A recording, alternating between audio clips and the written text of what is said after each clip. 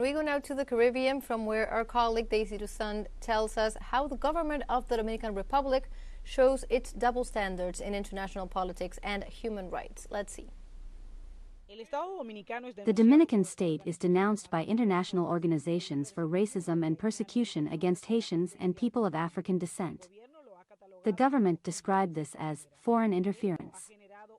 This has generated a debate on the double standards in the country's foreign policy, due to its position in other international scenarios.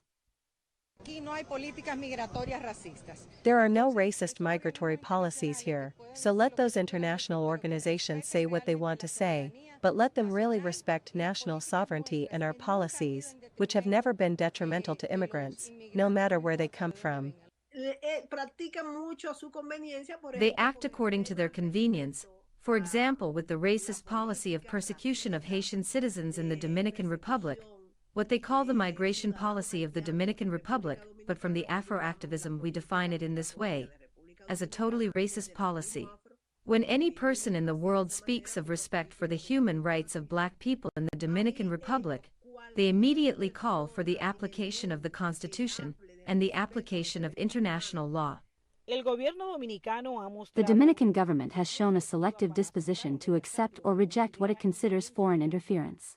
On the one hand, it rejects criticism of racist persecutions, and on the other, it allows and participates in acts of interference in the internal affairs of other countries, as in the case of Venezuela. In the Dominican Republic, there is no president of the republic.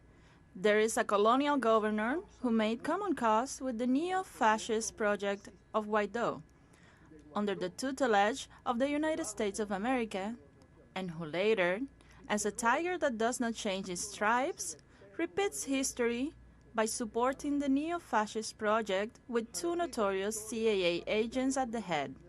The Maria Corina and Edmundo González project, with all the traces of corruption and crimes, and the very specific case of the puppet presidential candidate. Supporting this is a shame for the Dominican Republic, but it is a shame for others because it is not an attitude of our people. Although the Dominican government defends the right to manage its internal affairs without interference, it has allowed summits to be held in its own territory to openly criticize the Venezuelan government.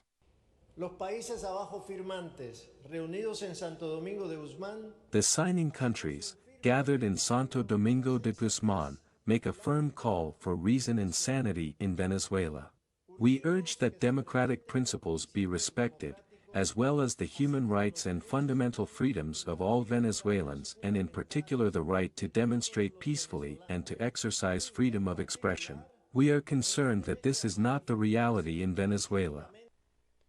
The Dominican Republic has also cooperated in actions that could be considered direct interference. This is the case of the seizure of a Venezuelan plane in Dominican territory by the U.S., an action that contradicts the Dominican position on sovereignty and non-interference.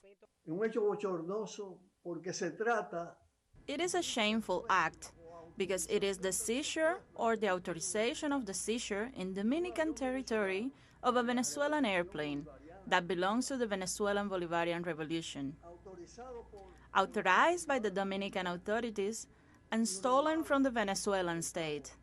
And let it be known to the Venezuelan people that the people of Juan Pablo Duarte, who was welcomed by the Venezuelan people when he was betrayed, that the people of Camaño, of our leader Gregorio Luperón, the people of Professor Juan Bosch, the people of Pedro Mir, will not cease to accompany all anti-imperialist causes, and especially this exemplary cause that the Bolivarian process represents.